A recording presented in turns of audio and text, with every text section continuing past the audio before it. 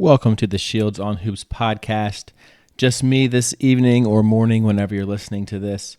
Going to give you a quick preview of the Syracuse-Boston College matchup, a 9 p.m. tip on a weeknight. Thankfully, it's the last one of the year for the late tips.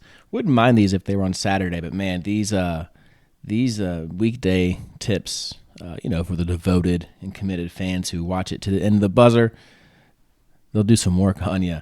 Let's talk about the Eagles and Syracuse. So Syracuse leads this series 57-26. They've won 10 in a row, which is pretty impressive for a conference foe. Last three matchups have been wins by 9 points, 14 points, and 20 points.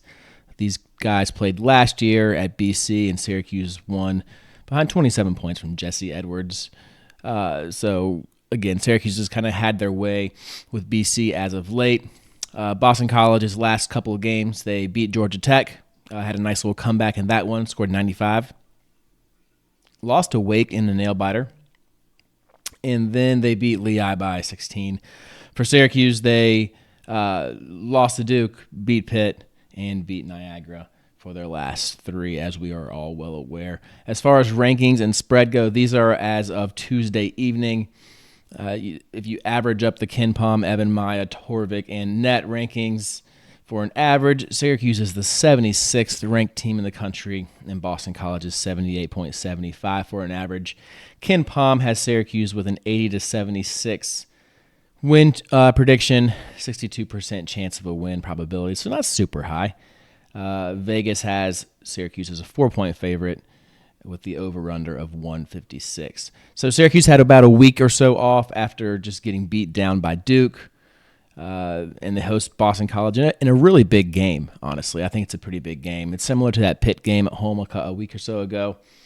This is a game where Syracuse really losing it will hurt them more than winning would help, if you know what I mean. So these teams are pretty even metrically right now. So if you're looking at I know Syracuse has a little more bubble love right now, but if you look at just the way they performed this season, these teams are pretty close. So this would provide Syracuse a little bit of distance from Boston College as well. Let's take a look. I will say this also before we dive in. This looks to be a better Boston College team than ones we've seen in the past. They have a little more explosiveness.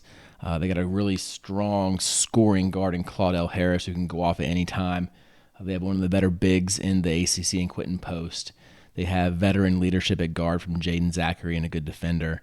They have other pieces on like a League Bay and McLaughlin and Madsen and another thing I can't remember off the top of my head, but they got a couple of guys who can play, right? They go 7 or 8 deep. The bench doesn't play a ton. They really rely on their starters, but they got some good pieces. I like watching this team play, honestly. The wins for Boston. So the best win this year was over 38 St. John's. They beat 94 Richmond. They beat Georgia Tech, who's number 119 on the road, 184 Vandy, and 188 Fairfield. And the rest of their wins, that's 5 or 6 of them have been against plus 200 KenPom teams. Their losses, their worst one was to Loyola Chicago. I think they gave up a 13-0 run in the last couple of minutes in that one to drop that one by 4. They lost to NC State in overtime, I believe. They lost to Wake Forest in a close one, and Colorado State as well. They very well could only have one loss right now. The only game they've really gotten smoked in was that Colorado State game. They were kind of there going into that last media timeout in each of those games. So what are the Eagles good at, right? They're top 10 in the country in offensive turnover rate, so they take great care of the ball. They keep teams off the line, 44th. They have a pretty decent offense. Their offense is way ahead of their defense. It's kind of flipped for Syracuse.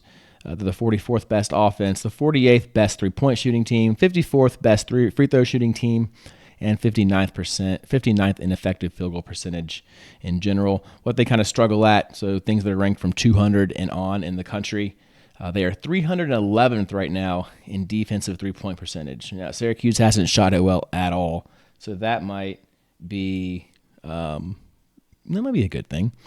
272nd in offensive free throw rate, so they get to the free throw line, or they don't get to the free throw line a lot. They don't offensive rebound, 217th. That probably won't matter against Syracuse. We give them up anyway. And they are 202nd in the defensive effective field goal percentage. Also, they don't shoot a lot of threes, 246 in the country. So, again, more advanced offensively than defensively. That's kind of how they roll. A quick look at their personnel. Mostly they're led by a three-headed monster by the name of Jaden Zachary, Quentin Post, and Claudell Harris. Harris is a transfer from Charleston Southern. Led the Big South in scoring last year, and it is translating over. He's almost at 16 a game. Let's talk about Zachary first. He's been known as a defensive and a glue guy, and he is. He's one of those guys who you'd like to have on your team. But he's been scoring a little bit this year as well. He plays 32 minutes, does most of his damage from two. He's taken 106 two-pointers versus just 28 threes. Does a little bit of everything for them, right? Kind of a utility guy, 4.4 assists, 3.2 boards, 1.7 steals, and only 1.4 turnovers. He'll probably be on Judah in this one. Tough physical guard. We'll also post up sometimes. Quentin Post is one of the, if you ask me to pick a big that I would like to have on the team, this is one of the guys I would select. Very versatile, graduate student, so he's old. Averages 18.1. He's at 21 three-pointers. He's almost at 51% or 50%. Probably needs to shoot more. And shoots 82% from the line as a big. So, that's probably why his numbers are so high. He's converting well from the free throw line. He's also hitting threes as well as doing post stuff, right? Imagine being a post named Quentin Post. A lot of the offense runs through him. He has the ball in his hands a lot for a big, on the perimeter, which is probably why he has a couple of turnovers a game. But he does average 3.4 assists per game, and as a big, it's pretty impressive. He's their defensive anchor, 2.1 blocks, leads them in rebounding at 7.8. He really kind of does a lot of things well for them and is the focal point for their offense just in general. Really enjoy watching him play. He can score from all three levels, and he's going to be a tough matchup for the Syracuse bigs, whether it's McLeod or Malik Brown handling him. Claudell Harris is super smooth. He's a tough shot maker like Judah Mintz is. He can flat fill it up and quickly. 15.5 points a game, 55% from two, 45% from three. Decent rebounder and passer, but his main value is the dude's a scorer. He hits on drives, fadeaways, step backs, pull up threes. He's going to be tough in the pick and roll for Syracuse in this one. Devin McGlockton is an improved, I always talk about that jump from freshman to sophomore. He's having one, right? 10.4 points, 6.1 rebounds. He's been shooting it from three lately, but his main game is still scoring inside, being a cleanup guy. Really athletic, strong, physical. He honestly worries me on the boards. He did go off for 30. It's a career high lately, too. Prince Aligbe is also an athletic guy. He's 2 for 20 on the year from three, but he's shooting them, so I don't know if that means something. But probably should focus more on driving the ball since he's shooting 51% from two. Athletic forward, guard-type guy, averages 4.6 boards. On the bench, they have Donald Hand, a freshman who's a good three-point shooter. Mason Madsen, also a good three-point shooter. And Chaz Kelly, I think, also has potential to be a pretty good player in the future. He's got a smooth game like Harris does, just not quite as consistent. If you go to the post on the Substack, you can find clips from their game against Georgia Tech as well. So BC, as far as statistics, what stands out to them, like most teams, analytically, they have the advantage over Syracuse in a lot of areas. But the numbers are really close, right? The numbers are really close, which is probably why these teams are so close analytically. They've been more efficient than Syracuse in general. But both the teams have been playing about the same from shooting twos. And really, this is going to be one of those games of the little things. When you got an even match team, you got to take care of the ball. You got to offensive rebound and get teams off the glass, and you got to get to the foul line. So if Syracuse can do those things, they'll be fine. A lot of interesting stat matchups in this one, though. So Syracuse turns teams over a lot, 44th, and BC takes care of the ball really well. They're top 10 in the country. So Syracuse will need to turn them over. We've seen how Syracuse's defense struggles when they have to play in the half court. BC does an offensive rebound well, which is good because Syracuse does not keep teams off the glass. BC is 217th in that. Syracuse is 259th, which is poor. Boston does not get to the foul line. They're 272nd in the country. And Syracuse is decent at keeping teams off. They're top 100. Again, Syracuse doesn't offensive rebound well already. And BC is also top 100 in keeping teams off the glass. So don't expect an offensive rebounding explosion from the Orange. Syracuse has not been getting to the line much, like outside of Judah. They're 203rd in the country. That's a stat that surprised me, offensive free throw rate. BC does keep teams off the line, so that's not a good thing for Syracuse. And Syracuse has not shot it well, but this could be the time where things turn around, right? Syracuse is 250th right now from three, but BC is 311th. So maybe a chance for Syracuse to get some good looks and have Chris Bell and Justin Taylor shoot well, which would be fantastic to see. Good news for Syracuse in this one. Okay, so like I said, Syracuse has very much dominated BC as late. That has an impact, right, getting over that hump. Hopefully that continues. I don't think BC has much of a bench. I think the Kelly kid can come in and make some plays. Madsen can shoot it a little bit. Hand can shoot it. So they got guys who can kind of shoot a little bit on the bench, but they aren't really takeover guys. Syracuse definitely has the bench advantage, and Boston hasn't won a lot of games against their top 100 comp, right? I think they're 2-3 against top 100 teams, maybe 2-4. So when they've played better teams, they've struggled. They haven't struggled. They've been close and in games.